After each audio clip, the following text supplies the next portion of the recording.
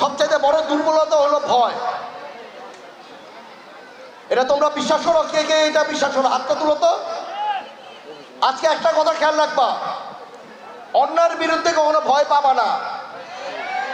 অন্যায়ের বিরুদ্ধে ভয় পালে মনে করবা নিজেও শেষ, নিজের পরিবারও শেষ, রূপগঞ্জ শেষ, সারা বাংলাদেশও শেষ।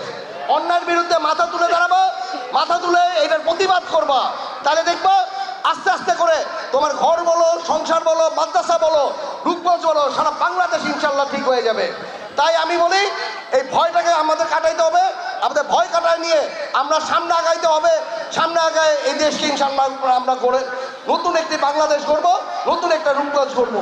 একটা কথা চিন্তা করে দেখো, মাদ্রাসা থেকে পাশ করার পরে 17 বছরে তোমরা যদি কোথাও কোনো সরকারিভাবে যে কোথাও গিয়েছো, মাদ্রাসার স্টুডেন্টদের কথা শুনলে কিন্তু চাকরি দেয় নাই।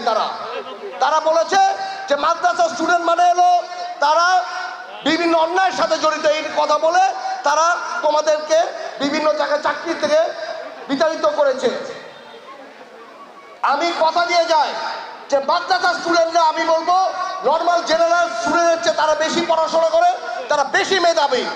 ইনশাল্লাহ তোমাদের চাকরির জন্য আমি দিবু ভাইয়া কথা দিয়ে যাই, তোমাদের চাকরির জন্য তোমরা যেখানে অ্যাপ্লাই করবা তোমরা বলো, আমিও গিয়ে ওইখানে দরকার বলে তোমাদের জন্য আমি সুপারিশ করে তোমাদের চাকরির ব্যবস্থা ইনশাল্লাহ আমি করে ছাড়াবো।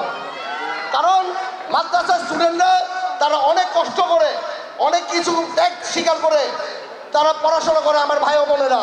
এই ত্যাগের বিনিময়ে তারা জব যাতে ভালো করে পায়, ইভেন ব্যবসা যাতে ভালো করে করতে পারে, এরকম একটি রূপগঞ্জ, এরকম তাদের একটি আল্লাহর রহমতে যাতে ওরকম একটা জিনিস ইনশাল্লাহ আমরা করে ছাড়বো।